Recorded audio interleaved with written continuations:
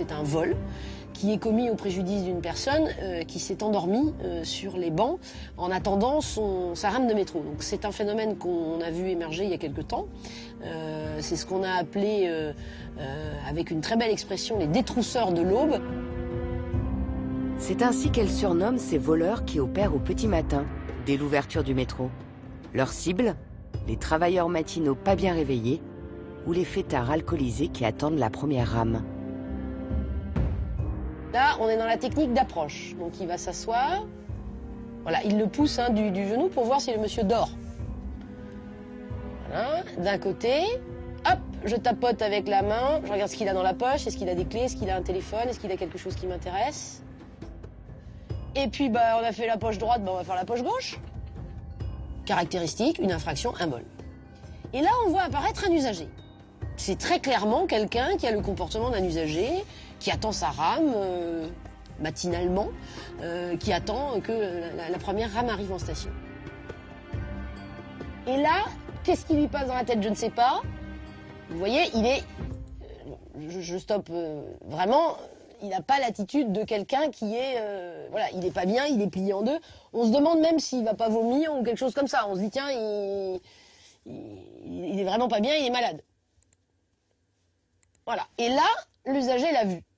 Donc il a vu qu'il s'est levé et vous allez voir que l'usager va le voir partir en crabe. Donc là, il n'a pas forcément compris que le monsieur était pas bien. Par contre, quand on va le voir partir en crabe, là, il ne peut pas ne pas comprendre que le type, il est complètement saoul. Et il le voit se rapprocher, regardez, il est à 2 cm, il a les mains dans les poches, il le voit, il n'y a absolument aucun doute là-dessus, il est dans la même attitude. Et il tombe. Voilà, la chute est là, la personne est ici. Regardez l'attitude de l'usager. Demi-tour toute. Et là, je m'en vais, j'ai toujours les mains dans les poches. Donc il a vu, il n'a aucun danger pour lui-même, la rame arrive. Or l'usager qui a fait demi-tour, ça ne l'alerte pas plus. Il sent bien que le danger va... Non seulement le monsieur est peut-être KO, mort ou électrocuté, mais qu'en plus il y a le risque qu'il soit écrasé par la rame. À aucun moment, cet usager n'a fait quelque chose de positif pour porter assistance à l'usager, ni prévenu les secours, ni interrompu le trafic, ni se précipiter vers lui, ni lever les bras au ciel, ni crier, ni faire un réflexe. Voilà, il a fui. Il s'est comporté totalement comme un indifférent à tout le moins, voire, comme on employait l'expression tout à l'heure, comme un lâche, très clairement. Et le paradoxe dans cette séquence-là, c'est que c'est l'auteur du vol qui, lui, va venir porter assistance. Voilà le voleur. Le voleur, lui, arrive en courant.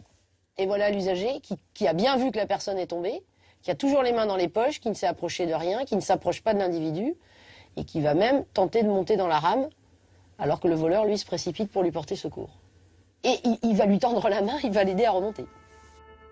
Par chance, le jeune homme n'a rien. Il est juste un peu sonné. Grâce à son voleur, il a sans doute échappé au pire. Ça montre bien qu'il y a de l'humain derrière ce réflexe de l'assistance. Et que le voleur, il a réagi pas en voleur, il a réagi en être humain en se disant « Je suis peut-être un voleur, je suis peut-être un salaud parce que je suis un voleur, mais je suis pas un salaud au point de laisser cette personne s'électrocuter et ne pas spontanément... » Et on le voit courir vers l'individu. Donc on sent que l'humain a pris largement le dessus sur le voleur.